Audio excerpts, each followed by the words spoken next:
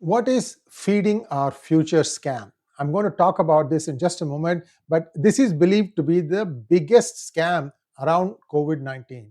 This scam has been committed in Minnesota, and you also know who the governor of Minnesota is, Tim Walz, the person who was the running mate of Kamala Harris. But more importantly, this took place in the district of Ilhan Omar. Surprisingly, her name has not come in this scam yet, but I'm kind of wondering loud, how is it that the local congresswoman doesn't get to know about this or doesn't dip her toe in it or not? At this point of time, nothing has come, but just look at the people who have been caught on the net. The judgment came just a couple of days ago. I had talked about this about 6 months ago when the first set of cases were filed, and now we have the judgment. So that's really quick.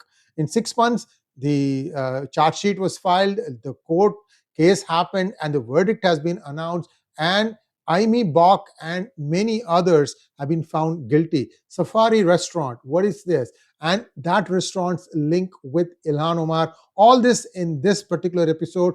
Please like this video, and if you have not already subscribed to our channel, do subscribe to our channel. Here we go.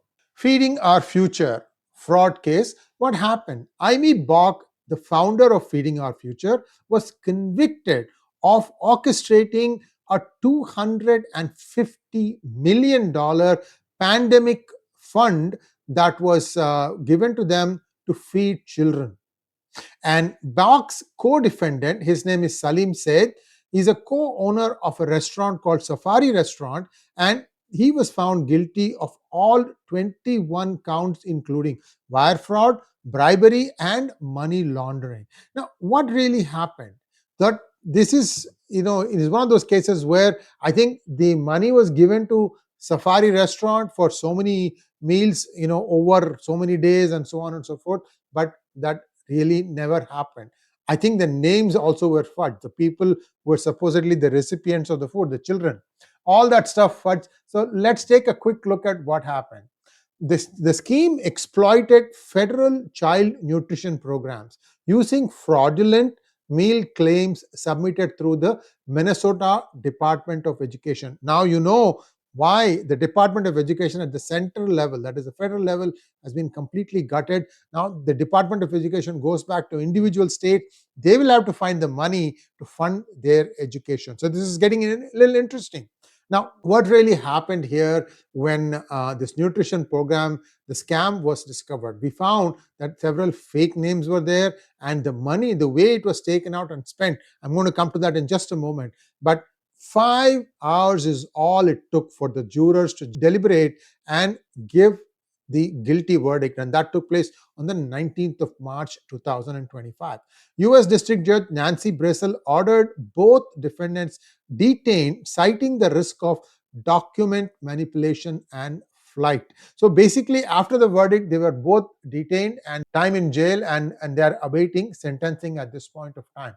Now, this is still happening, so I'm going to kind of tell you what really happened. The scheme included reporting thousands of fake mails that were never served, leading to excessive federal reimbursements.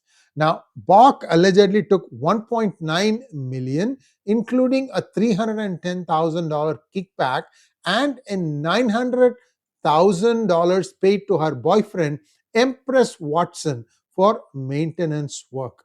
Empress sounds like a feminine name. I could be wrong. Said reportedly received $5.5 million, which funded a $1 million mansion, luxury vehicles, and fraudulent businesses. Remember, the total money was $250 million. Bock got 1.9. Said got 5.5. How much is the total? 7.4. Where is 250 million? Where is 7.4? Isn't there some big gap still missing? I'm just hinting here. I'm just doing the math. Okay, the scandal involved 70 or more defendants. Safari Restaurant was one of the largest food vendors involved, submitting millions in fraudulent claims. The case involves 70 individuals, with 44 already convicted or are pleading guilty.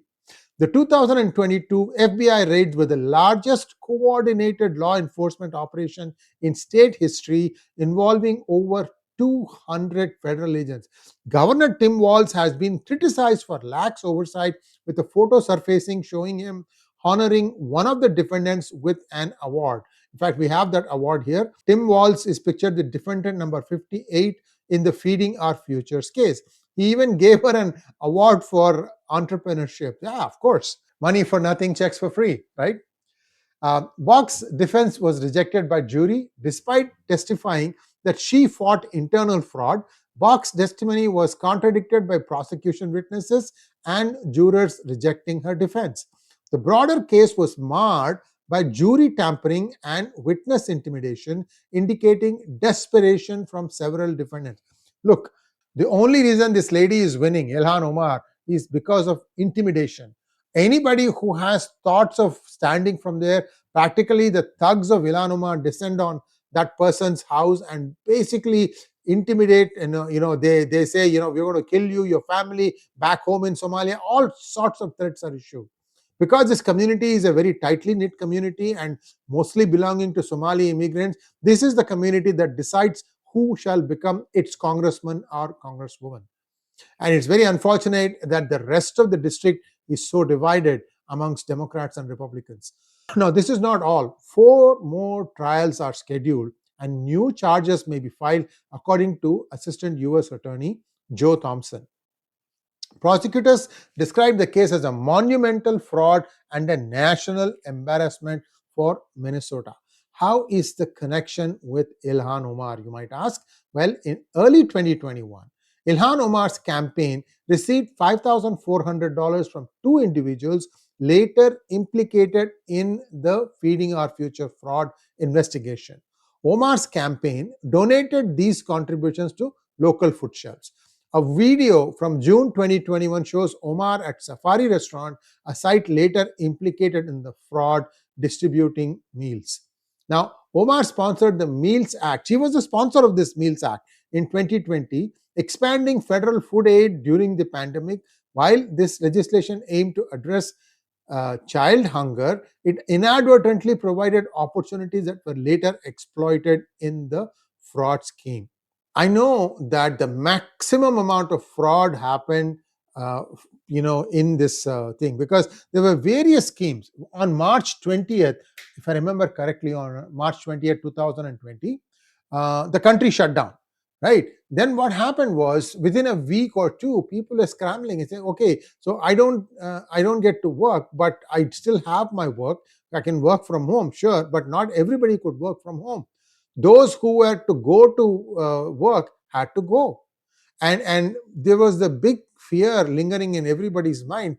What about my paycheck? Am I going to get paid? If so, by whom? Because the country had ground to a halt. No shipments, no receipts, no sales. You get the picture, right? So initially, the Trump administration came up with something called as PPP, Paycheck Protection Plan. And in that, what they said was, okay, you will have to be shut down for at least 6 months. What we will do is we will look at your last year's payroll, and that payroll money we will match you for the full year. And not only that, when Biden came after that, that was one of the good things he did. He said the money the organizations got as part of this PPP was not taxed. So you didn't have to pay tax on that. So for a full year, many got their payroll covered by the US government.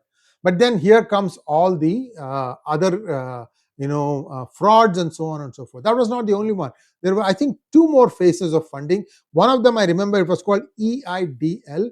L part stands for loan. I don't remember what it was, but that also had something, and that was at a much bigger scale, because at that time, this was, I think, a year afterwards or 6 months later. I don't remember the exact timeline. What they then said was, look, it's not just your payroll, but if you have recurring expenditure, like, for example, rent for your workplace, insurance, and a few other things also got added. So the bill became much, much bigger. Many people put their, requests in, and they got funded there too. So a lot of fraud happened there.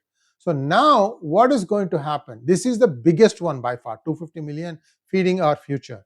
The trial has received widespread media coverage, drawing attention to systemic flaws in federal relief programs. Evidence showed cash and valuables in Bock's home and fraudulent board member sign-ups without their consent. The US Attorney's Office may charge more individuals involved in the broader Feeding Our Future network. Prosecutors and the public see the verdict as a step towards justice with hope of preventing similar fraud in the future. There you have it. Well, this is very interesting because of the place where it took place and for the fact that this could lead to some other names also getting exposed. Let's wait and watch. We will keep you updated on that. And for now, we are done with this episode. Thanks for watching. Please like, share, and subscribe to our channel. Don't forget to click on the bell button for notifications. Namaskar.